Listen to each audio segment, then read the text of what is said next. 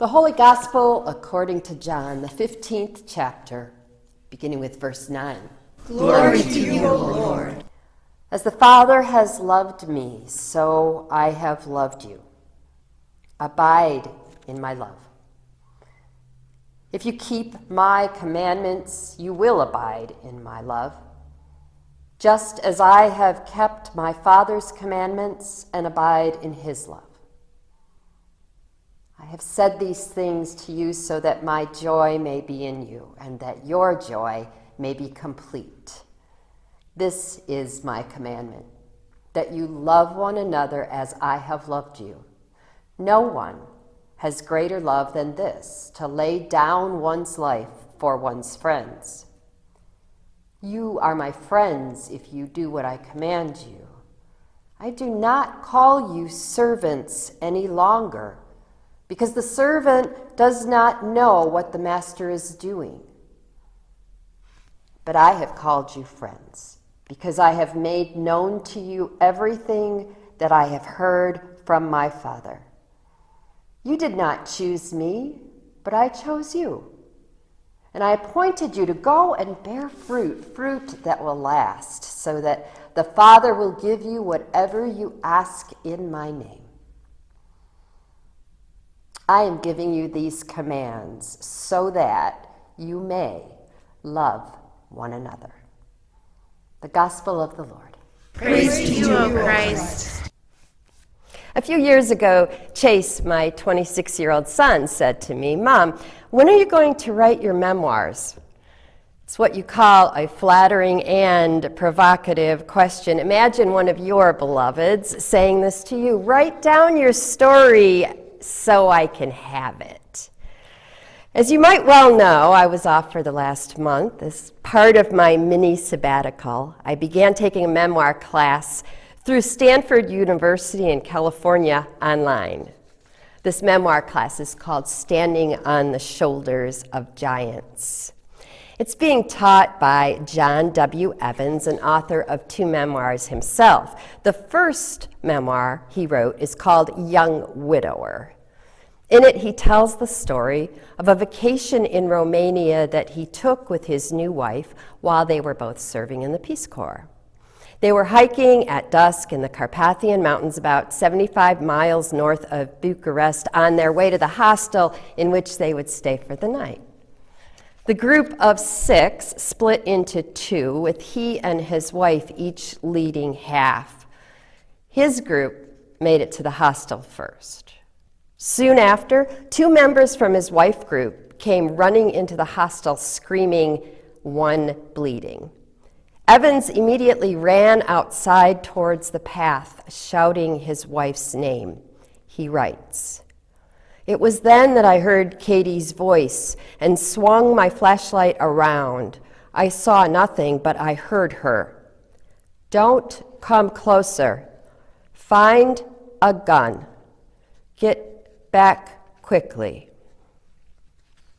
Later, he writes, "Then I was arguing with the hostel owner. He had a rifle," he explained, "but he could not let me take it. He would be fined 40,000 Romanian lire for a gun without a state permit to do so. All of the guests were witnesses," he said. "His business would be ruined." Ultimately, he returned to the ridge without the gun, in time to watch as the bear mauled Katie to death. He was 29 years old. Evans wrote this about his book: "Beyond the attack itself, Young Widower spends far more time with the events of our ambitious life together. Peace Corps volunteers in Bangladesh, teachers in Chicago, graduate students in Miami, public health work in Romania, my own fragile sense of recovery, and the year of living with Katie's family in Indiana after her death. And yet, for all of the reflection that Young Widower undertakes, from its intimate portrait of affection and marriage to my guilt and self-incriminations at not having saved her, to the affections and frustrations of trying to grieve with other people, readers seem drawn to the book first because of that violent occasion. Come for the bear attack, I think, but please stay for the honesty, heartbreak, candor, messiness, love, sorrow, and absence, as well as the arbitrariness of a natural world that, for us at least, seemed to lack all reason. In terms of recent memoirs, perhaps you heard about or read one of these. In 2016, Trevor Noah wrote Born a Crime, in which he describes his unlikely path from apartheid South Africa to the desk of The Daily Show, which began with a legit criminal act, namely his birth. In 2018, Michelle Obama's Becoming was published. It is the deeply personal reckoning of a woman of soul and substance who has steadily defied expectation and whose story has inspired many women to do the same. And in 2020, Chasten Buttigieg, husband to the new U.S. Secretary of Transportation Pete Buttigieg, wrote, "I have something to tell you," in which he opens up about his life growing up in rural Michigan and how he's healed after coming out to the world. People write memoirs for different reasons. Some are intentionally leaving a written legacy in the event it might be useful to those who come after them, especially those they call family, either by blood or by choice. And some contain both hard-won wisdom and direction. In this sense, you might call the Gospels a kind of memoir, because while they weren't written by Jesus, he certainly provided the content. That content was gathered by his disciples, those who followed him, those he had healed, those he had taught, those who heard about his healings, his teachings. The stories were told over and over again until finally, beginning with the Gospel of Mark, about 60 to 70 years after Jesus had died, the Gospel writers finally decided to write the story down so it wouldn't be lost over time. Some people wonder why it took so long for the Gospel writers to get started. The most common reason is that Jesus said he was coming back, and his disciples took that to mean right back. When Jesus said he was going to prepare a place for them, his disciples thought he had to get a few groceries, maybe change the bedding. They didn't realize Jesus right back meant at least a couple millennia. And yet today's gospel reading still has a sense of urgency to it, like one might find in a late-in-life memoir written today. The setting is Thursday of Holy Week. Jesus is lounging after supper with his disciples. He's just been talking to them about vines, branches, and abiding. Judas has gone to the Empire Police, whose charge was to carry out the madness of Caesar. And those obedient government officials are on their way to the garden to arrest Jesus. Jesus doesn't really have the time to take a memoir class and craft several hundred pages to leave behind, but he did leave behind a few pages, including the words we heard today. Right before Jesus is arrested, he used that precious time to say just a few key things that were written down much later. I want to look at 4 of them now. Love one another. We hear it so much it hardly moves us at all anymore. We assume we are loving one another, the best we can anyway, most of the time. Or maybe we know we aren't doing so good at loving one another. Not with everyone. How could we? And Lord knows there's a lot of reasons why we love less than the commandment intended. And if we each struggled with the ways we succeed and fail at love, and we did it in writing, that would be a memoir. But I think it's safe to say, regardless of how well we carry out this commandment, we'd be hard-pressed to say we didn't hear about it. And frankly, I could easily list as many ways that I see people love one another as I see them do anything but. No one has greater love than this, to lay down one's life for one's friends. This one is always a little disturbing, right? I mean, if your first reaction when you hear this is something inside you that says, of course, he's not talking literally here. Well, you wouldn't be the only one who thinks that. And, fun fact, this is a place where he is being literal, simply because real abiding love is often sacrificial. And of course, he's also talking about what he's about to do. But the fact that he's going to go first in practicing this lay down your life part doesn't really make it less anxiety producing when we dare to really think about it, now does it? And yet, people lay down their lives for others literally every single day. Real love pushes people to take risks and do what they think they cannot do for the sake of loving one another. If you have read some of the COVID obituaries from ordinary people who died in the last year, you'll see that.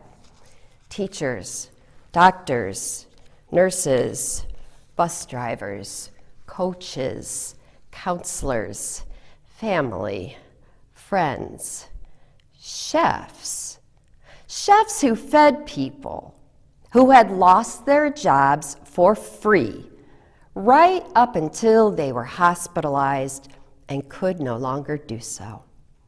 All of these lived this commandment, love one another, ultimately laying down their lives. I do not call you servants any longer, because the servant does not know what the master is doing, but I have called you friends. At first, when I read this one, I thought, oh, come on. We just got the servant part down. We've sung the servant hymn, even though the melody reminds us of Kermit singing Rainbow Connection. Being servants of the God Most High is part of our identity. We know that if we want to be great in God's kingdom, we have to be the servant of all. We understand, and to those whom much is given, much is expected. What about the feeding the hungry and clothing the naked and visiting those in prison? That sure sounds like serving to me. I don't know. Maybe it's because social media has reduced the word friend to something that applies to your second cousin, with whom you agree about absolutely nothing. That this new descriptor, friend, feels like a demotion.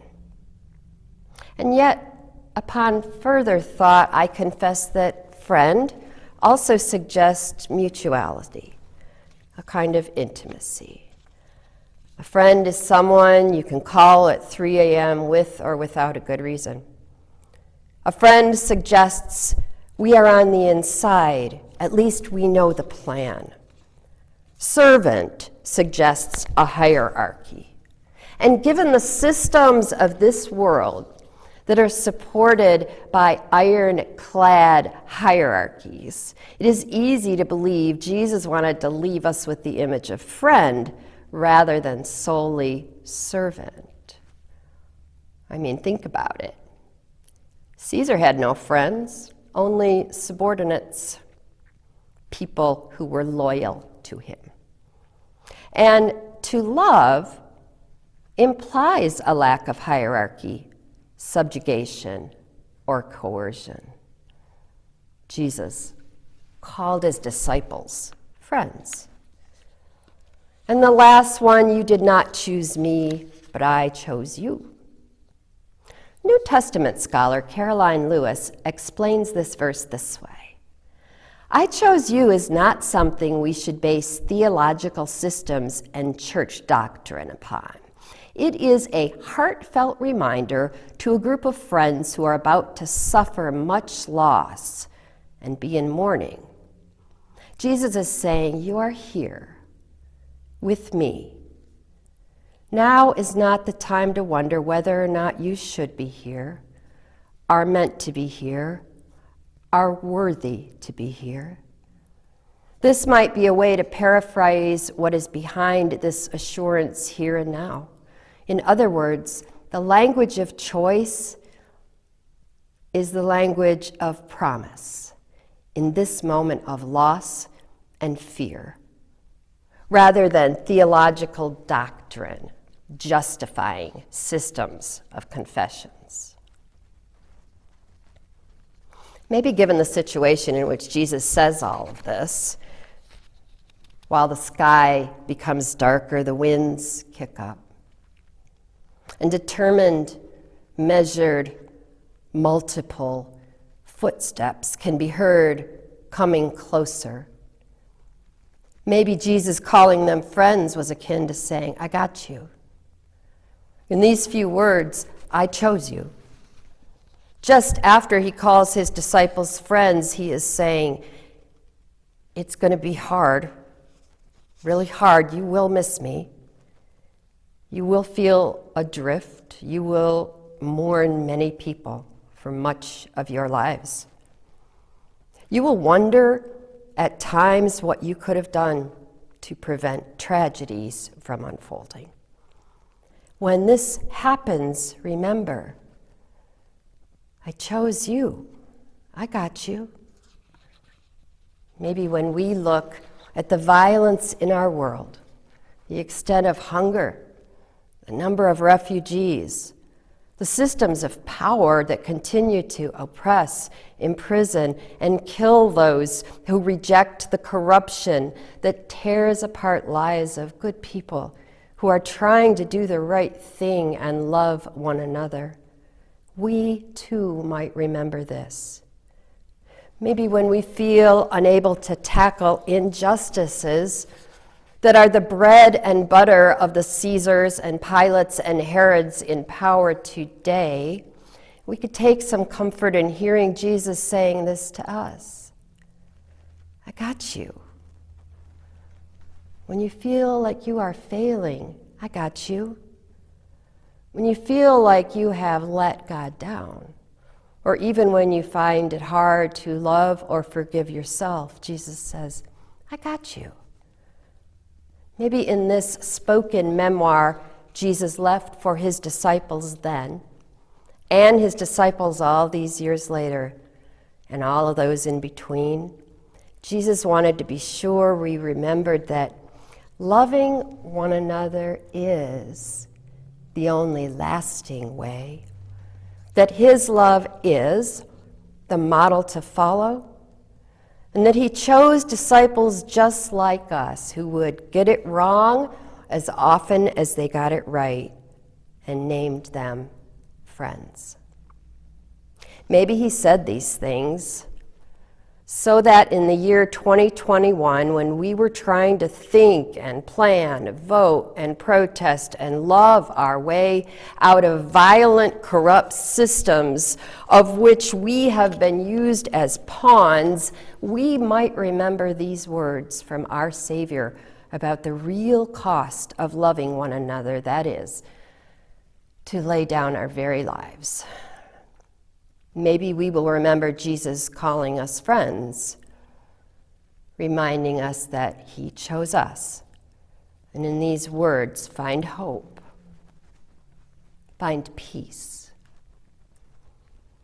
Because the rest of the context for today's gospel was that soon Jesus would be crucified, an act of unjust violence and death that 3 days later would give way to resurrection, new life, and a whole new beginning for his disciples and for the world. I want to close with a quote from my memoir professor, John Evans' second memoir, entitled, Should I Still Wish?, in which he writes about his second marriage, also to a Peace Corps volunteer named Kate, and his struggle with survivor's guilt as he tries to live into this new life, which today, 13 years later, includes 3 young sons. He closes this memoir with these words: I can only look to the future a few moments at a time. When I'm lucky, a whole afternoon. The world is changing too fast ever to really begin or end. But when I try to slow it down enough to hold the moment in my affection, always it seems I am looking at the next beginning.